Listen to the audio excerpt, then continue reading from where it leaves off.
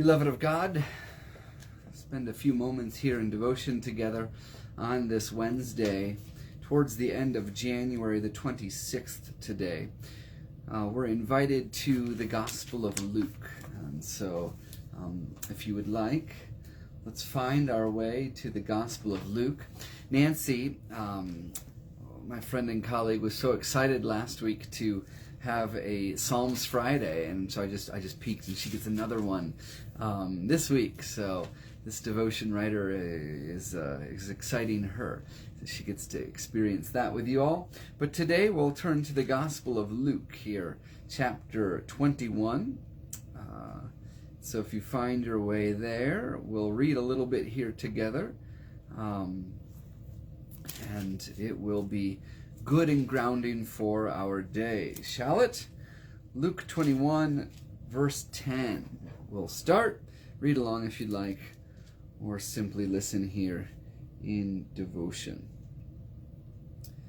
Then Jesus said to them, "Nation will rise up against nation, and kingdom against kingdom, and there will be great earthquakes, and in various places famines and plagues, and there will be dreadful portents and great signs from heaven. But before all this occurs, they will arrest you and persecute you. They will hand you over to synagogues and prisons, and you will be brought before kings and governors because of my name. This will give you an opportunity to testify. So make up your minds not to prepare your defense in advance, for I will give you words and a wisdom that none of your opponents will be able to withstand or contradict. You will be betrayed even by parents and brothers, by relatives and friends, and they will put some of you to death. You will be hated by all because of my name, but not a hair on your head will perish. By your endurance, you will gain your souls."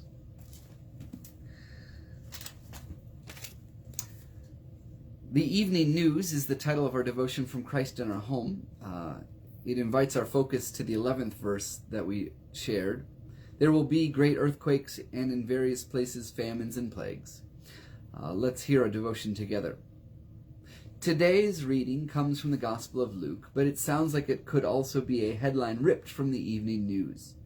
Earth continues to groan under the weight of its ever-evolving existence, and humankind never ceases to find itself in situations where nation rises against nation, kingdom against kingdom. But does Jesus' advice in the face of such dis-ease seem reasonable? Make up your minds not to prepare your defense in advance, he says in verse 14. It seems contradictory to what he says elsewhere, counseling, for example, a king to count the cost before going to war, or a builder to estimate the final construction project before laying a foundation. There from the 14th chapter of Luke. But in both cases, the key element is trust. God, who made the world in all its wonder, who knows the complexity of national intrigue and geologic phenomena, also knows us inside and out. No matter what, the promise stands, not a hair of your head will perish. I invite you to pray with me this morning. Loving Creator, will you call us to trust you in all circumstances? We believe. Help our unbelief. Amen. As this day unfolds before you, stay warm. I saw Pastor Heike threw a cold emoji up there. I understand it is very cold in the Midwest, and not so much here. We had, we have clouds and no dusting of snow though, but our high is only 45, so not as cold. Be invited to pray for all who suffer from natural disasters, including all of our friends in Colorado who continue to be displaced from the Marshall Fire. Be invited to pray for one another as we continue to share this journey of life and faith. For David, for Sue, there are many for whom we lift up in prayer today and as our journey continues. God keep you warm, and God bless you, beloved.